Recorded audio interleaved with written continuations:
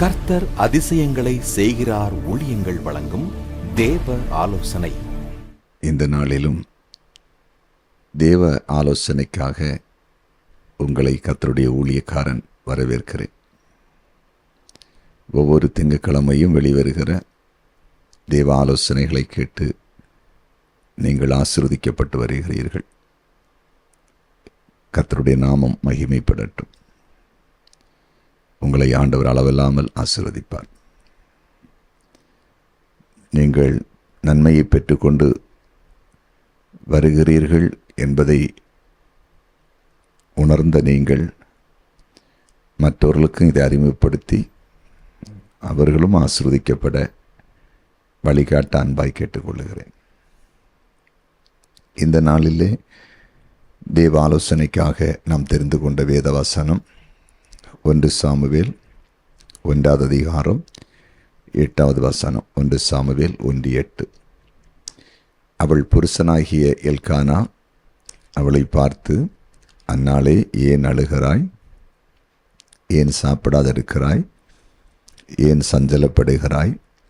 10 குமாரரை பார்க்கிறோம், நான் உனக்கு அதிகம் அல்லவா என்றார். இன்றைய தேவ ஆலோசனையின் தலைப்பு, மனைவிக்கு ஆறுதல் சொல்லுகிறீர்களா? மனைவிக்கு ஆறுதல் சொல்லுகிறீர்களா?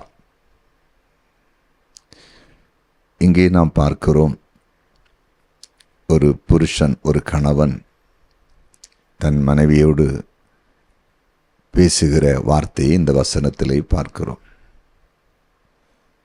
எல்கானா என்கிற ஒரு மனிதன் தன்னுடைய மனைவியாகிய அன்னாள் குழந்தை இல்லாமல் மற்றவர்களால் நிந்திக்கப்பட்டு அவள் அழுது கொண்டிருக்கிறதை பார்த்து, நீ ஏம்மா அழுகிற? நீ ஏன் அழுது கொண்டே சாப்பிடாமல் இருக்கிற?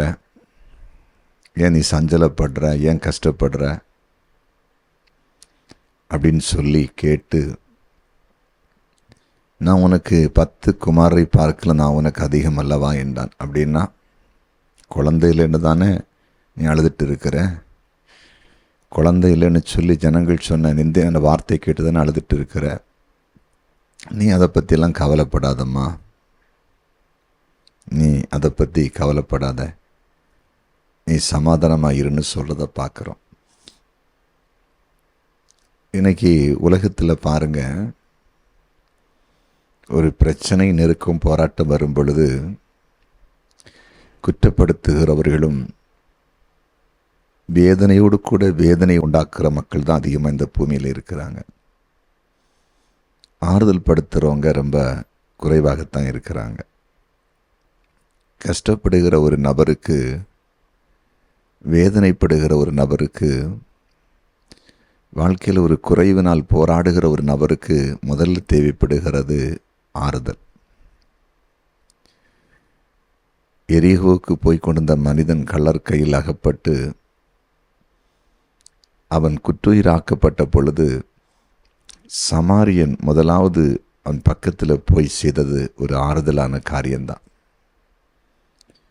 அவனுடைய காயத்தை கட்டி தன்னுடைய சுய வாகனத்தில் ஏற்றி சத்திரத்தில் கொண்ட அனுபவம், அந்த காயப்பட்ட மனிதனை, வேதனைப்பட்டு துடித்து கொண்ட மனிதனை, கண்ணீர் வடித்து வந்த மனிதனை ஆறுதல் படுத்தி இருக்கும்.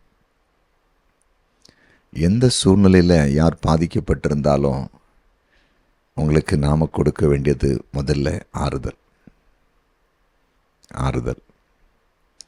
இன்னைக்கு நிறைய குடும்பங்களில் கணவன் மனைவிக்குள்ள நிறைய பிரச்சனைகள் இருக்குது.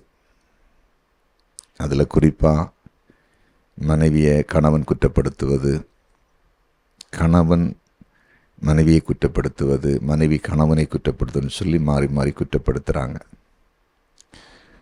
அதுவும் சில ஆவிக்குரிய குடும்பங்களில் சில பலகீனங்கள், போராட்டங்கள், நெருக்கங்கள் வரும் பொழுது, இதனால் தான் உனக்கு பலகீனம் வருது அப்படின்னு சொல்லி கோவப்பட்டு சில காரியத்தை சொல்லும்போது இன்னும் பிரச்சனைகள் அதிகமாகிறது. அந்த இடத்துல முதலாவது செய்ய வேண்டிய காரியம் ஆறுதல் படுத்துகிற அனுபவம். குறிப்பாக ஒரு குடும்ப தலைவி வியாதியினாலோ அல்லது ஒரு பலகீனத்தினாலோ அல்லது ஒரு குழந்தை இல்லாமலோ அவங்க சமாதானமற்று நிற்கும் பொழுது அந்த வீட்டில் அந்த குடும்ப தலைவர் இதை பற்றிலாம் நீ ரொம்ப யோசித்து கலங்கிட்டு இருக்காத, எல்லாம் சரியாயிரும் அப்படின்னு சொல்லி ஆறுதல் படுத்தும்போது அந்த குடும்பத்தில் அன்பு அதிகமாகும், அந்த குடும்பத்தில் சமாதானம் பெருகும், அந்த குடும்பத்தில் மேன்மை உண்டாகும். அதுவும் குறிப்பாக பெண்கள் குடும்ப தலைவர்களிடத்திலிருந்து ஆறுதலான வார்த்தைகளை ரொம்ப எதிர்பார்ப்பாங்க. ஆனால் ஆண்கள் சில நேரத்தில் நம்ம நேர்மையாக போகும் பொழுது, சில காரியங்கள் நம்முடைய கண்களுக்கு தவறாய் தெரியும் பொழுது நம்ம சீக்கிரத்தில் போய் ஆறுதல் கொடுக்கிற அந்த காயங்களை ஆற்றுகிற வார்த்தைகளை பயன்படுத்துவதற்கு நம்ம இடம் கொடுக்க மாட்டோம். அது குடும்பங்களில் பெரிய விரிசல்களை கொண்டு வரும். இன்றைக்கு இந்த செய்தியை கேட்டுக்கொண்டிருக்கிற குடும்ப தலைவர்களுக்கு ஆண்டவர் கொடுக்கிற ஒரு ஆலோசனை என்னன்னா, உங்கள் குடும்பத்தில் உங்களுக்கு கொடுக்கப்பட்ட மனைவியிடத்தில் நீங்கள் அன்பு கூர்ந்து ஆறுதலான வார்த்தைகளை சொல்லுங்கள். சில வேளையில் பல வருடங்களாய் குழந்தை இல்லாமல் இருந்தாலும் அதை பற்றியெல்லாம் கவலைப்படாத, ஆண்டவர் தந்தால் நம்ம பார்த்துக்கொள்வோம், இல்லைன்னா வேறு ஏதாவது காரியங்கள் நம்ம முயற்சி பண்ணுவோம், நீ தைரியமாயிரு அப்படின்னு தான் சொல்லணுமே தவிர, உனக்கு குழந்தை இல்லையே நான் உன்னை விவகாரத்து பண்ண போகிறேன் அப்படிலாம் சொல்லிகிட்டு இருக்கக்கூடாது. சில வீடுகளில் சில மாமியார்மார்கள் குழந்தை இல்லைன்னா மருமக்களை ரொம்ப நெருக்குவாங்க. அவங்க கூட புருஷனும் சேர்ந்து கொள்வாங்க. அப்படிப்பட்ட சில ஆட்களை நான் பார்த்திருக்கிறேன். ஒரு தடவை ஒரு குறிப்பிட்ட பட்டணத்திலே நற்செய்தி பெருவிழாக்காய் அப்படின்னு சென்றிருந்த பொழுது அந்த கூட்டம் முடிந்து ஒரு தாயும் ஒரு மகளும் என்னை சந்தித்தார்கள். அந்த தாயார் சொன்னாங்க, என் மகளுக்கு திருமணம் முடிந்து சுமார் 7 வருடங்கள் ஆகிறது, குழந்தை இல்லை. அதனால் ஒன்றில் அவளை விவகாரத்து செய்ய வேண்டும் என்று சொல்லுகிறார்கள், அல்லது அவள் இருக்கட்டும், இன்னும் ஒரு திருமணம் செய்து கொண்டு ஒரு குழந்தைக்கு முயற்சி பண்ண வேண்டும் என்று என்னுடைய மகளுடைய புருஷனுடைய அம்மாவும் புருஷனும் சேர்ந்து அவளோடு பேசி கொண்டிருக்கிறார்கள். நாங்கள் மிகவும் வேதனையோடு இருக்கிறோம், என்ன செய்வதென்றே தெரியவில்லை என்று கண்ணீரோடு வந்து நின்றார்கள். அவளை ஆறுதல் படுத்தி குழந்தை கிடைக்கும்படிக்கு நான் ஜெபித்து அனுப்பினேன். தேவன் அதன் பிறகு அவர்களுக்கு அற்புதத்தை செய்ததாக அப்படின்னு கேள்விப்பட்டேன். குழந்தை கிடைத்தது, அந்த குடும்பத்திலே சமாதானம் உண்டானது. ஆனால் பாருங்கள், குழந்தை இல்லைன்னு மாமியாரும் புருஷனும் சேர்ந்து, ஒன்றில் நாங்கள் உன்னை விவகாரத்தை செய்ய போகிறோம், இல்லைன்னா நீ இருந்துக்கோ, குழந்தை எங்களுக்கு வேணும், வேறொரு கல்யாணம் பண்ணி எங்கள் மகனுக்கு நாங்கள் வைக்க போகிறோம் அப்படின்னு சொல்ல வார்த்தை. அதெல்லாம் எவ்வளோ மனவேதனை உள்ளது. இன்றைக்கி நிறைய குடும்பங்களில் இப்படிப்பட்ட காரியம்லாம் இருக்குது. ஒரு சின்ன குறை வந்தவுடனே, ஒரு பலகீனம் வந்தவுடனே, ஒரு வியாதி வந்தவுடனே வேண்டான்னு சொல்லி நெருக்கடி கொடுக்குற காரியம். பாருங்கள், வேதத்தில் வாசிக்கும்போது கூட சங்கீதம் 119 சங்கீதத்தில் 49-50 வசனங்களை வாசிக்கும்போது, நீர் என்னை நம்ப பண்ணின வசனத்தை உமது அடியனுக்காக நினைத்தருளும், அதுவே என் சிறுமையில் எனக்கு ஆறுதல், உம்முடைய வாக்கு என்னை உயிர்ப்பித்தது, அதுவே என் சிறுமையில் எனக்கு ஆறுதல் அப்படின்னு சொல்லி சங்கீதக்காரன் சொல்லுறத பார்க்குறோம். எது ஆறுதல்? வேத வசனம். வேத வசனம் ஆறுதலை உண்டாக்குனதாய் இங்கே சங்கீதக்காரன் சொல்லுகிறார். ஆண்டவர் வசனத்தை அவருடைய பிள்ளைகளை ஆறுதல் படுத்துவதற்கு பயன்படுத்துகிறாராம். வேதத்தில் இருக்கிற அநேக வசனங்கள் நாம் துக்கத்தோடு கண்ணீரோடு வேதனையோடு இருக்கும்போது நம்மோடு பேசி நம்மை ஆறுதல் படுத்துகிறது.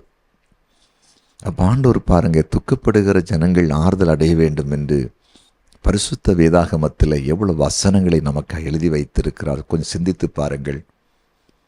அது மட்டுமா, 1 கொரிந்தியர் 14வது அதிகாரத்தில் 3வது வசனத்தை வாசிக்கும்போது, தீர்க்க தரிசனம் சொல்லுகிறவனோ மனுஷருக்கு பக்தி விருத்தியும் புத்தியும் ஆறுதலும் உண்டாக்கத்தக்கதாக பேசுகிறான்.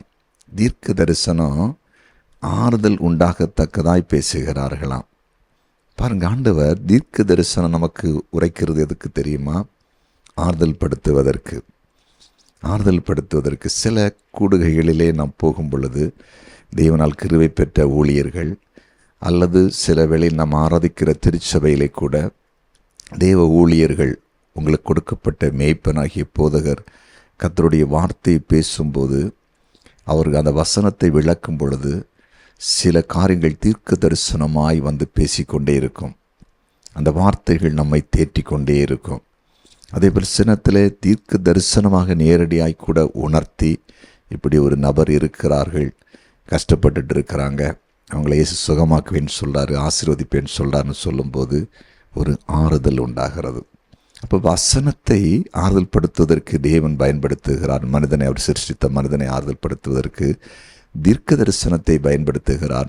அது மட்டுமல்ல, எபேசியர் 6வது அதிகாரத்தில் 22வது வசனத்தை வாசிக்கும் போது, நீங்கள் எங்கள் செய்திகளை அறியவும் அவன் உங்கள் இருதயங்களுக்கு ஆறுதல் செய்யவும் அவனை உங்களிடத்தில் அனுப்பினேன்.